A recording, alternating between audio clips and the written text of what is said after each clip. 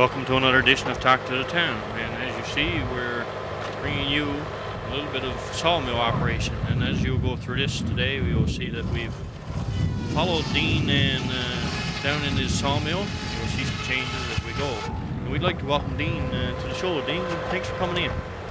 Kind of welcome. Now, Dean, we are at this sawmill like this.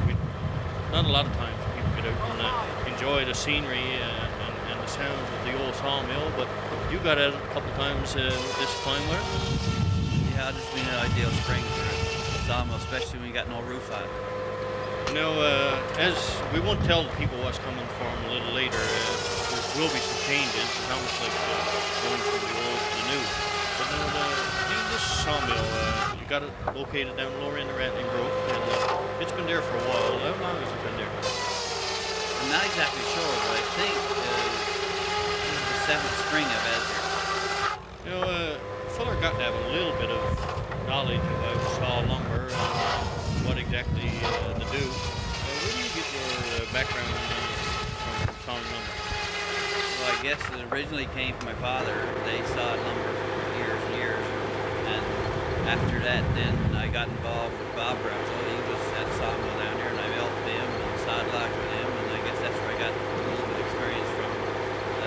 I was really what you would class as the guy in the carriage, not Sawyer. Sawyer is the guy that's behind the carriage person, and the guy that's in the carriage is more or less the elder. That's where I got from him in the elder position, working in the carriage with my dad and with Bob Rowsell.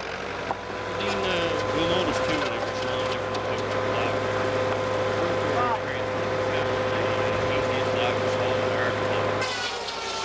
The easiest log to saw is what they call a fir.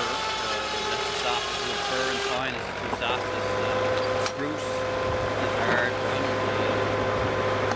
I guess spruce is the hardest, but we got there local timber, and fir and pine is the softest. As we look out over here, you got a fine view of the bay. Was that a plan when you took that over? No, not really. It was the land that was available, and we wanted to put on private land because there's a lot more problems when you get into crown land and that type of licensing. You speak of license. I guess a fellow got to have a license. Yes, it is. Yes. Dean, what happens to all the old slabs left over when sawdust, I guess, too? Sawdust is just electrical, and I have no problem getting rid of the slabs that people use, or I use. I give it to other people. We got this carriage going back and forth there. We see a lot of times different heights and the carriages. This designed for Well, this is the old-fashioned push carriage, and that's the only thing that I've done. Dean, we were just looking at the tractor. Well, I'll say years ago, my dad and Bob, they always had John Deere tractor with power. They got the wheel on the back, and they had to use a non-rubber or leather belt to drive. What I've done is I've put up my power pickup. What's lining up is the actual track, which carries the numbers. If you can get your track straight, and your saw, that's the best way. The straighter your track is. The biggest number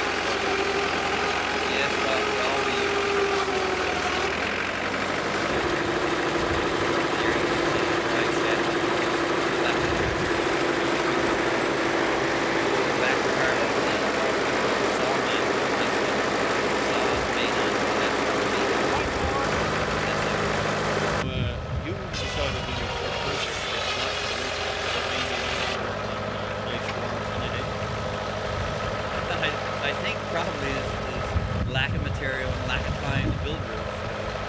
But last year I decided, well, the time was come that I better put a roof on because the weather was rotting away the foundation. And if I didn't put a roof on in the next 2 or 3 years, for sure I'd have to replace the old foundation. Had it there again. I built it, and then I decided that I had to have to do vegetables. Sod built more vegetables. And ever since that, every year I got to replace potato pounds and one stuff like that. Now we're looking at a machine here that, boy, is awful. It looks like an awful contraption. I guess, what is that machine? You got it right. It is a awful contraption, but it's a planer. And don't ask me how many years old it is because it's a lot older than me and a lot older than a good many. I'd say it's at least 100 years old, maybe 150. It's one of the real old antiques. So here you are, Dean, touching up the old blade, and we'll listen to what you've got to say.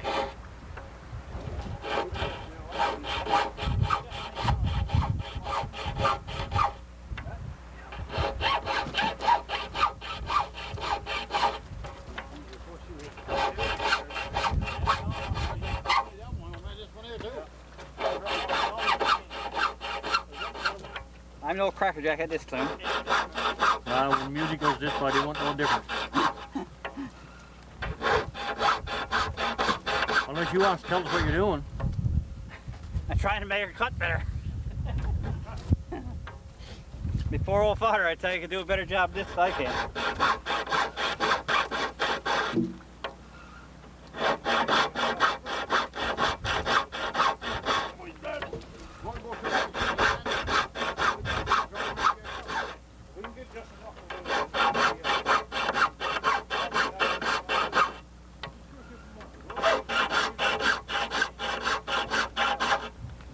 Dean, most times you don't see a filler sitting down filing a saw blade like that. Why are you filing underneath? So you got to file underneath because if you file on top, then part of the saw. This is what they call an inserted tooth saw, not a saw tooth. And an inserted tooth means that you can replace the teeth. So what you got to do, you got to file them up underneath, and that way that the back part of the tooth won't hit the wood before the sharp part of the tooth. So you always file up underneath. Almost like at a dentist, I guess. When you've got a bad tooth, you have to do some dentistry. Well, not really, because if you go to the dentist, you can get one tooth pulled. Dean, you were talking about pulling teeth there. Yeah, if you go to the dentist, you can get one tooth pulled. But in this case, every time you file or sharpen your saw, you take a little bit off the teeth, all of it. So if you replace one new tooth and the rest are all old ones, then you either got to file it down, or that every time the saw makes the complete circle, that one tooth will take hold and the rest won't. So in that case, you either got to replace all your teeth, or you got to do a lot of work to file down the new tooth you put in to replace the ones you got. Now we see the inch board coming through, and we just had a shot of somebody coming in the bays. You must be able to see everybody that comes and goes down there when you're in Sawmill. Yes, you got that right, and this spring has been a fabulous amount of seals and whales. It's unbelievable. Dean, we noticed when we pulled back there a few minutes ago that there's a little bit of a different look to the mill now. I know we've done this for a couple of days, so what's the difference here? So we're beginning to put walls up and a roof on. I mentioned earlier that the foundation would fall right away if I didn't do something to keep the weather off. So we decided this spring to put a roof on. This looks like we're sawing a bit of hats here. Is that what you're building in the back?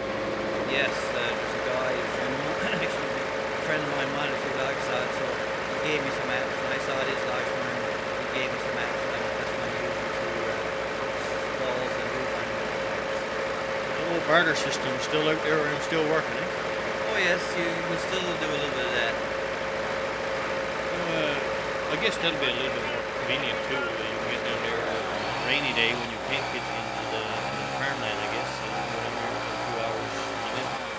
You can, but that's not the sole purpose of the roof is to try to protect the foundation from rotting away. Dean, it's pretty funny though when you really put together a mill in farming, and they really go hand in hand. You mentioned just now you always need a lumber for your boxes, so I guess it's nice to have one on your own down back there. Buying all the material. Yes, and this year I've decided to take out all the old bins in my vegetable storage and replace it with a potato box that was around 25 sacks of potatoes. And each box is going to take about 90 board feet of lumber. And if you've got to go and buy 90 board feet of lumber for each box, and I'm going to need at least 50 boxes. So you're looking at 5,000 or 6,000 lumber, and the price of lumber you got to buy it today is very expensive. Will you be using all different types of wood for that, or are you using specific wood for to make that? You know, I try to get as much spruce as possible because spruce stands longer in a vegetable storage is a damp surroundings in there, and the spruce will last longer. Well, Dean, a little later, I think we're going to get to see that the tractor we talked about, the planer, in action. And you mentioned you weren't sure how old it was, but where did it come from? Well, it came from Springdale in the beginning, and Bob Rowsell bought it off Roy Manuel. Where Roy Manuel got it to, I have no idea. But I'm not sure how long Bob got it, but it must be at least 30 or 35 years ago Bob bought it. And when he bought it, we were working together then, and it was an old contraption then, and so I don't know how old it is. I have no idea. Now, we see, as we've been filming on these 2 days, quite a large number of people drop by or drop out. But the only thing I done while I was there is enjoy the scenery and watch people work. I never got my hands very dirty. Well, you don't get real dirty until you get into fur logs, and then there's lots of myrrh what comes off the rind, but you get pretty dirty outside of it. Did you ever wonder how many miles or kilometers, I guess we should say now, that you walk back and forth there as you're doing that on a regular day? I have no idea, but you make it quite a few steps each way, I tell you. I guess that makes you pretty tired, your legs pretty tired at the end of the day. That's for sure. That, Dean, you bent over there, did you find it hard on the back? Not really, because I think there's not much weight on your upper body, because that's all put on the end of the log and the carriage itself. So you're really walking bent over, but there's not much weight on your back. Dean, we just noticed the blade there without anything on it. What sort of blade are you looking at? That's a 36-inch. 36-inch that's diameter. And I'm not sure if she got 30 teeth or 32, but it is a 36-inch blade. And I guess on average she could probably take 16, 18-inch logs if you want to cut it. Yeah, well, you're looking at 36-inch diameter, and you've got, I think, a 5-inch collar.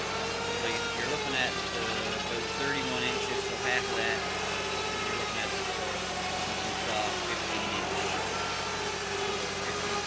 15 to 16.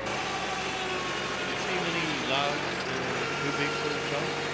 Not now. The only thing, when you're taking the first, apps is the biggest around here now. Availability.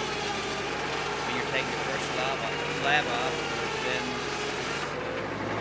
sometimes your saw might not go right through.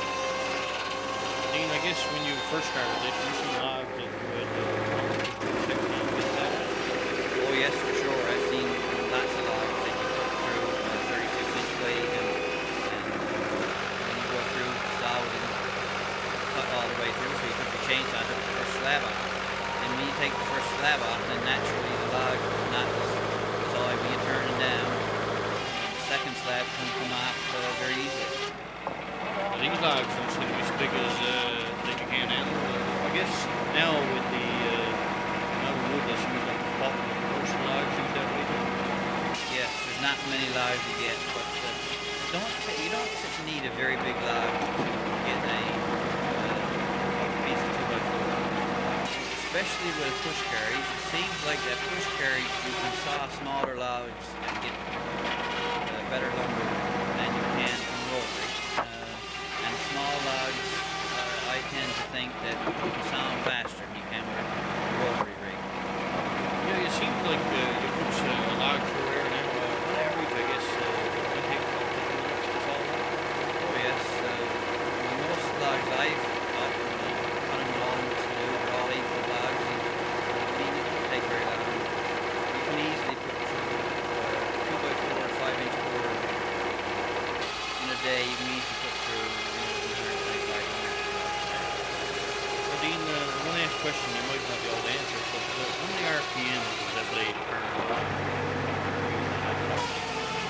That blade is turned. I've never ever checked it with a meter, but all I'm doing is by guess, and you've got to turn certain speed, because once you get too high a speed, it should begin to shake or wobble. What it means is that the saw gets limp, and she's turning approximately 550, anywhere from 525 to 550 RPM. That's not a good thing to get your hand cut. No, for sure. I mean, a lot of years ago, I haven't heard anything lately, but years ago, there's a lot of finger pops. Dean, I guess in this case here, there's a bit of safety installed, but there's not much you can put in here to make it any more safer than what you really see here. No, there's not. I got a set of rollers there, and that's the guide for my hand. My hand never go up past those rollers. When I get close enough to take hold, my left hand goes on the rollers, and my right hand is on what they call the dog. That's the thing that keeps the log in position. You see, I'm using my right hand there on the wood dog, and my left hand on the log. And when I get up to those two rollers, my left hand goes on those rollers, and my right hand stays on the dog. That seems to be a different piece of wood you're sawing there. It looks like somebody had the nerve to grind a stick. Was that grind for purpose? Yeah, someone cut that stick and full of sand or something, so they decided to take the brine off, and that way they get rid of all the sand and install the teeth on it. I think that was wood spruce you're sawing here. You don't see many of them around here. Well, that particular log there was a wood spruce. And wood spruce is hard to saw. They tend to be more woolly, what they call woolly, than the ordinary spruce. And This must take quite a chance to keep level, keep that level to operate. well, the problem that I got down there, I've had in the past, is there's no roof on, then you get all the weather down on your foundation, and every spring you got level track, you got frost, eave the foundation all at a position, and you got to level, straighten the track every single spring. Now, we've gone up the sawmill and we're moving the tractor. Where are we going? We're going up to the antique planer now. So we've added enough sawing for No, today. gotta go through twice. What are we doing here? Well, I'm just taking a flat file and putting a little bit of the hinge on the cutter. That's the cutters on the planer. That's the top cutter there. Now, she playing all four sides at one time? No, originally she did, but it's so antique and the bearings is bad. And what we've done, we've taken off two heads. That head is what that the cutters run on. So I took off two heads, and we're just using one side and 1 inch. I guess every time you get ready to use this, it takes quite a bit of oil and make sure it runs smooth. Yes, it's old, and there's some grease nibbles, and some we use base oil, just what they call Babbitt bearings, years and years ago. You know, some sawmills you see like molasses. I don't know why molasses with a sawmill, but I haven't seen much molasses while you've been working here. We don't see any. No, not there in this one. Molasses was used years ago when they had leather belts, because the leather belts don't hold very well. And the molasses is sticky, and that's what you use to get the belts to stop from slipping. Now here I got all rubber belts. And rubber belts don't nearly slip as much as the leather ones do. No, we see it in operation there. just starting to actually get ready here. We'll see it in full-fledged operation in a little while. This, I guess, just checks to make sure the thickness and diameter of everything goes in the foot. Yes, make sure that all the guides are tight, and once you get started off, you get everything set up right and the guides all in position, then it's pretty simple. Well, Dean, back in those days, that must have been quite an invention for somebody to come up with that machine to plane lumber. Because when you go down and look at it, it's really a complicated machine to look at, even though it's so simple. It is, and is much more complicated than this one because that was ancient, and since that now that everything's much more modern, and we've got individual motors for each id, which and a planer, the new type planer's got 4 ids that planes the top, the bottom, and 2 edges of lumber. No, I noticed on the back of the tractor there's a change. It's not hooked up the same. Is that an attachment you got? Yes, that's the pulley that fits onto the power takeoff. That's a belt pulley that drives the belt. Before I just had the drive shaft. We're going to have it splimed onto the power takeoff. Sticks out of the back end of the tractor. Here we see the lumber coming through. Is this machine that there's very many accidents? It seems to be pretty well enclosed. Yes, if you're careful, there's not many problems. I've never talked to anyone around this area having much of a problem with the actual planer. Other than chips flying, you've got to keep the dirt out of your eyes and stuff, so safety glasses or ordinary glasses. It's almost like a snowstorm in a nice, real sunny day. Yeah, that's right. Well, Dean, we see with operation there, and like I said, it's almost like a snowstorm, but she must cut pretty good because it's constantly lumber going through and through. Yeah, tries to keep the cutters as sharp as possible. And here you can see this is the hedge. You're just looking at the hedge cutter there, and he got a very, very small pulley there, so that's the reason why there's different size pulleys on the front end of the planer.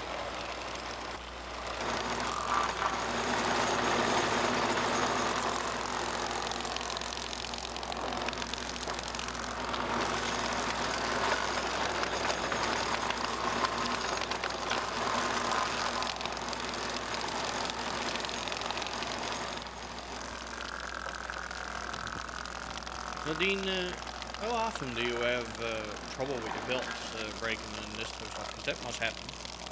Yes, I do, and the actual problem with the belt is not the belt itself breaks, it's the joiner. What they call them alligator joiners, and where the side pulley is so small, there's so much wear on the alligator.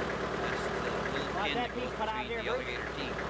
And he wears off, and you can see I'm replacing the side belt here now with alligators. Now, does this happen very often? No, you can probably get anywhere from a day to a day and a half plane. This side belt. The top one that planes the top side of the lumber, he's good for a month. Where the pulleys are so much bigger, not as much wear on the alligator itself, and you stand a lot longer. I guess a piece of this goes on each side and you join it with a little bar. Is that the purpose of that piece of metal through here? Yes, there's a small pin that they just fit together. That's the pin you see there then, that's the one that you get the exact, that's just a measuring pin. And you put a smaller one through there when you get both ends done.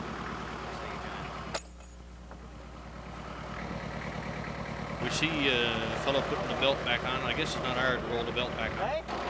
No, that's pretty simple. It's only a matter of a couple of minutes. We've gotten joined again, and you're ready to go again. Well, we're back in operation. Can you remember that day, roughly how much longer you put your clean? Well, what we're doing here, we're only, as I said earlier, we're only planing one edge and one flat side. So if you notice that the guy back into the planer is throwing the lumber up along this side, so that's the reason for that is I'm going to put it through the second time, and just turn it over and do the other 2 edges, or the other one edge and one side, which means then that the lumber is playing 4 sides. We planed quite a bit of lumber for today. Thanks for taking the time now to come up here to the studio and do some voiceover and give us a little bit of insight on the sawmill operation. Yes, you're kindly welcome. I don't know all that much about lumber, but I can manage to plane a bit of stuff and saw a bit of stuff for my own use. Very kindly welcome. Thanks again now. Hopefully everybody will tune in again next week because we'll have another show for you. Same time, same channel. See you then.